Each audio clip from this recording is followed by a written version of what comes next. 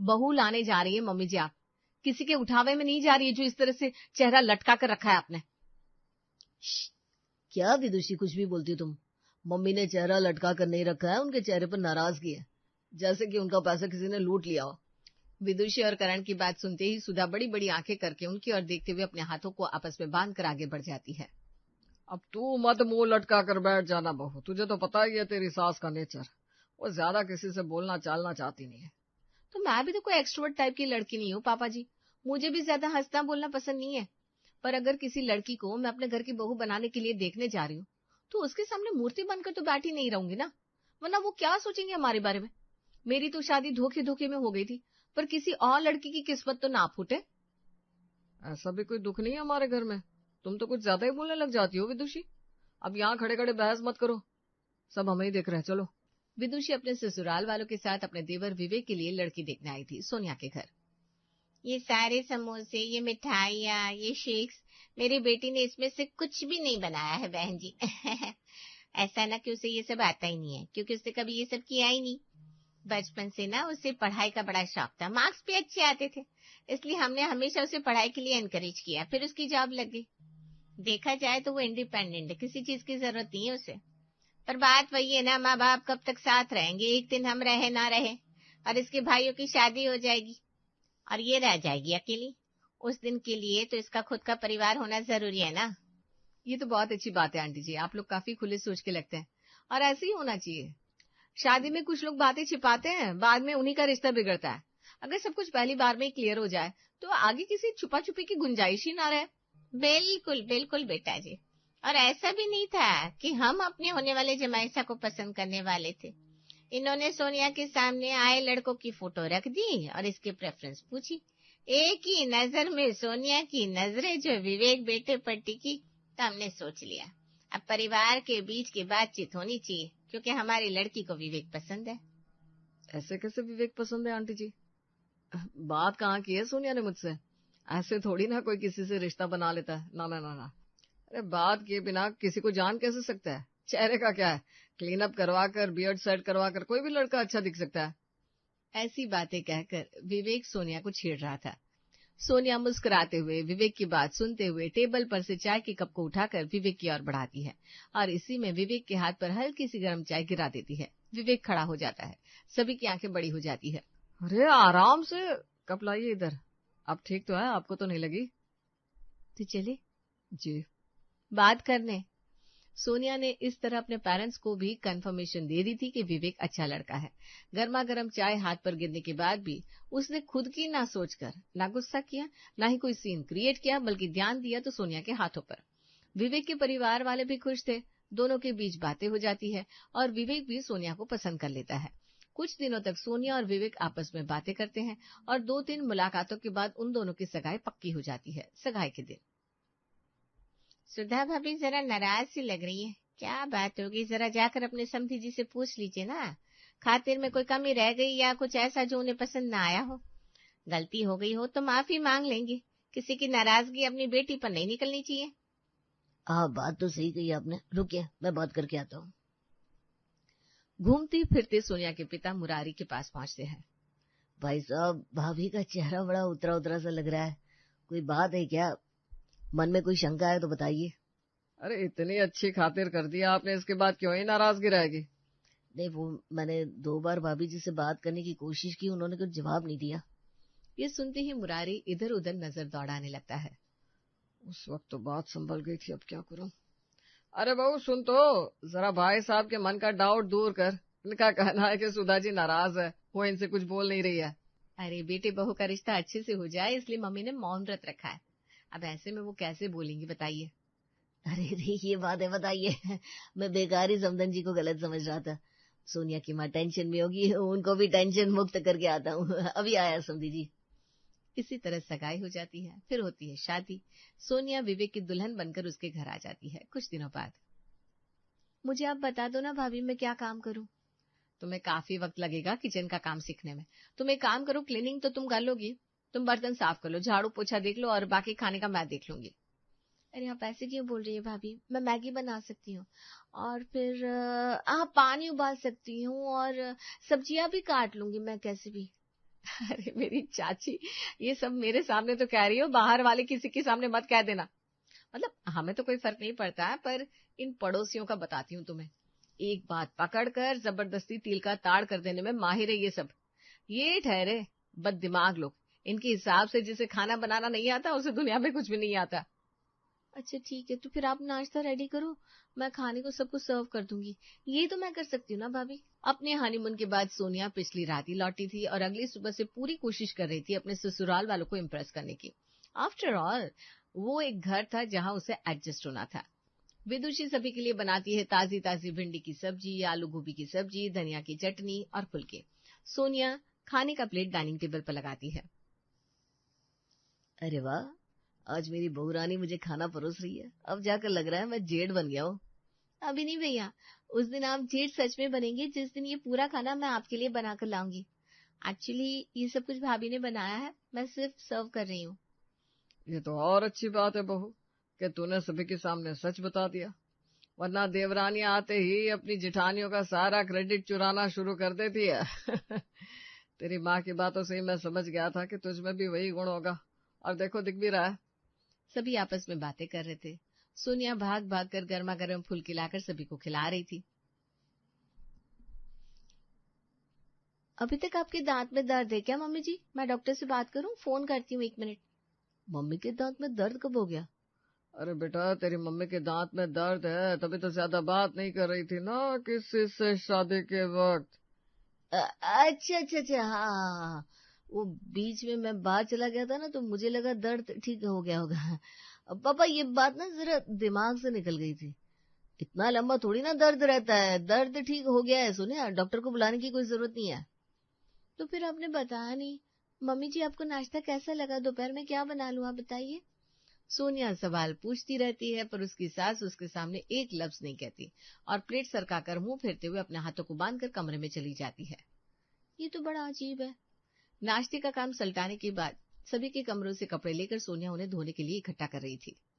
Mummy जी वो भाभी कह रही थी कि आपकी एक साड़ी पर चाय गिर गई थी, आप मुझे वो साड़ी दे दीजिए, मैं उसका दाग निकाल दूंगी। सुधा अपनी आंख से टेढ़ा इशारा कर सोनिया को बता देती है कि वो साड़ी अलमारी में हैंगर में टंगी हुई है। मम्मी जी तो ऐसे ताव दिखा रही है जैसे मैं उनकी कोई काम वाली हूँ। मुंह से बोल ही देती तो क्या हो जाता। इतनी बड़ी गलतफहमी मुझे नहीं हो सकती। मम्मी तुम भी जरा ध्यान दो। जब मम्मी जी मुझे देखने आई थी, क्या उन्होंने एक बार भी एक शब्द भी अपने मुंह से कहा था? मुझे लगता है कि मैं मम्मी जी को पसंद नहीं हूँ। ये शादी कहीं जबरदस्ती तो नहीं हुई? अरे नहीं नहीं बेटा, तेरी सगाई के वक्त ना वो बेचारी बड़ी शांत थी, तो हमें लगा कोई बात हो गई होगी। फिर पता चला कि उन्होंने मौन व्रत रखा है। मुझे तो लगता है पूजा पाठ वाली औरत है। और पहले की औरतें ना बड़ी इज्जतदार होती थी, बस बात से बात और मतलब से मतलब। बेकार में हंसना बोलना उन्हें पसंद नहीं आता था। और अब पूरा परिवार एक जैसा हो जाएगा तो घर को बांध कर चलने के लिए कोई तो कड़ा होना चाहिए ना। अब तो अपने ससुर जी को देख ले, कितने मजाक क्या है वो। घर में कोई तो कड़े स्वभाव का होना चाहिए, तभी तो आसपास वाले दबे हुए रहते हैं। हाँ मम्मी ठीक है, कड़ा स्वभाव भी समझ में आता है, पर इतना भी क्या कड़ा स्वभाव कि मुंह से एक शब्द ना बोलो। अरे चलो मुझसे ना बोलो, पर यहाँ तो मम्मी जी किसी से भी बात नहीं करती, भाभी से भी नहीं। मैं जब इस घर में ब्याह कर आई थी ना, तो आते ही तेरी दादी ने मुझे कह दिया था, मैं काम वाली को ब्याह कर लाई हूँ, हर वक्त मुझे गालियां देना, ताने सुनना। तेरी सास तुझे कह तो नहीं रही है, तो क्या दिक्कत आ गई है तुझे? और वैसे भी तू जॉब तो कर ही सकती है, जॉब पर ध्यान दे। फालतू बैठे बैठे ना तेरे दिमाग में उलझुल बातें आ रही है और कुछ नहीं। धीरे धीरे दिन बीत रहे थे। सुधा का व्यवहार अपने बहुओं के प्रति सख्त सख्त और ज्यादा सख्त होता जा रहा था। विवेककरण जल्दी कीजिए, गाड़ी तैयार है, शादी में पहुंचना है कि नहीं? देरी हो जाएगी तो फिर हाइट ही खत्म हो जाएगी, फिर मुझे मत कहिएगा। और फिर आने के बाद अगर किसी को भूख लगी ना, तो भाभी गर्मा गर्म पराठे बनाकर नहीं देने वाली है कि नहीं भाभी? वही तो, घर की बहुओं को तो छुट्टी नहीं मिलती, खाना बनाते जाओ बनाते जाओ। पार्टी का थीम सूफी नाइट था। सभी ने काले कपड़े पहन रखे थे सिवाय सुधा के। अरे सोनिया, मम्मी जी को जाकर कहना लाल रंग का थीम नहीं था, ब्लैक साड़ी का थीम था। मैंने साड़ी बिस्तर पर भी रख दी थी कि काली साड़ी पहन लेगी, ये तो कुछ और ही पहन कर आ गई। अब पार्टी में सब क्या सोचेंगे कि मम्मी जी के पास फंक्शन के लिए एक काली साड़ी भी नहीं है।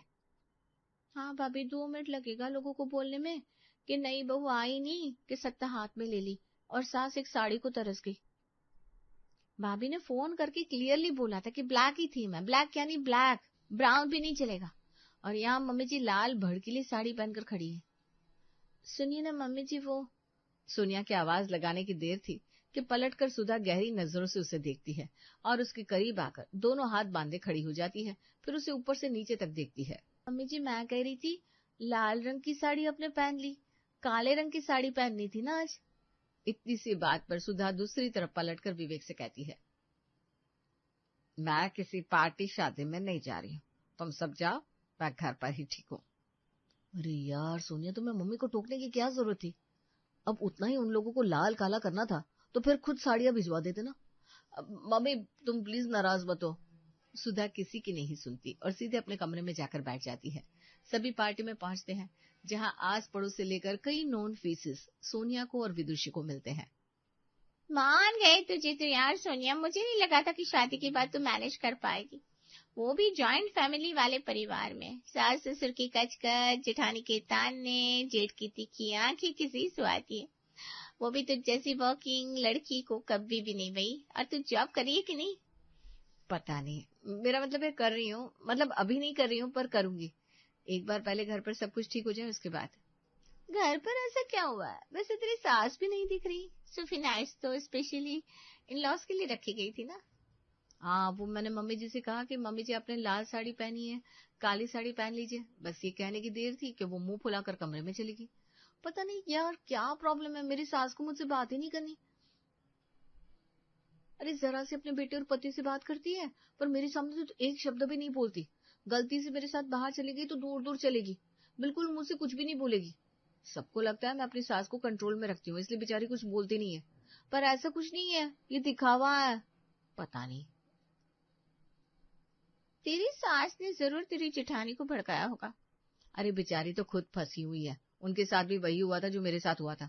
इनफैक्ट घर का सारा खाना भाभी अकेले बनाती है, मुझे तो खाना बनाना आता भी नहीं है। तुझे खाना बनाना नहीं आता? Got it. हो सकता है तेरी सास को तेरी जेठानी के हाथ का खाना पसंद ना आता हो और उनको उम्मीद हो कि नई बहू के आने के बाद उन्हें उनकी पसंद का खाना मिल जाए, और तुझे भी खाना बनाना नहीं आता, इसलिए उनकी नाराजगी बरकरार रही।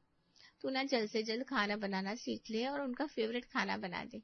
मैं तो कहती हूँ एक छोटा सेलिब्रेशन ही कर ले, उनके सारे दोस्तों को बुला ले, बचपन की सहेलियों को, उनके मायके की भी 2-4 लोगों को बुला ले, देखना उनका मूड ठीक हो जाएगा। अरे हाँ यार निकिता, ये तो मैंने सोचा ही नहीं। कितने साल हो गए मम्मी जी आज तक अपने मायके नहीं गई है, उनके मायके वालों का जिक्र सुना है मैंने, अब तो यही करना होगा। सोनिया अब रोज सुबह उठते ही सभी को नाश्ता परोसने के बाद अपनी फ्रेंड निकिता के घर कुकिंग क्लासेस लेने पहुंच जाया करती है। तो इसे कहते हैं मूंग दाल, तूर दाल और यह है अरहर दाल। अरे नहीं नहीं, मेरी सास को वो पसंद है जो ना टैबलेट की तरह लगते हैं, ब्लैक कलर के। तू राजमा की बात कर रही है? अच्छा ठीक है, फिर आज मैं तुम्हें रात में बनाना सिखाती हूँ राजमा चावल। ये एक ऐसा खाना है जो ना अच्छे अच्छों का मूड तरोताजा कर सकता है, और मेरे हाथ के राज में एक बार के लिए काली जादूगनी ने खा लिए तो जन्नत का रास्ता खोल दे। तुम्हारी सास क्या चीज है। निकिता सोनिया को राजमा बनाना सिखाती है। 15 दिन लग जाते हैं पर सोनिया राजमा चावल बनाना सीखी जाती है। 16वां दिन था, उसके साथ सुधा का जन्मदिन था। रात को सभी मिलकर सुधा के बर्थडे की प्लानिंग करते हैं। मैंने बात कर ली है साले साहब से, वो कल सुबह 9 बजे तक पहुंच जाएंगे। पर ये लोग तो ठीक रात में केक कटवाने की बात कर रहे थे पापा। अरे नहीं नहीं, हमारे यहाँ रात में कोई शुभ काम नहीं होता। पता चला तेरी माँ इस बात से नाराज हो गई। पापा जी बिल्कुल ठीक कह रहे हैं, मैं कोई रिस्क लेना नहीं चाहती। अगली सुबह सुधा नींद से जागती है। कारण के पापा इतनी सुबह कहाँ चले गए। सुधा उठकर कमरे का दरवाजा जैसे ही खोलती है, बाहर देखती है पूरा हॉल सजा हुआ था। उसका छोटा भाई, उसका भतीजा और परिवार के सभी लोग बर्थडे कैप्स पहने उसका इंतजार कर रहे थे।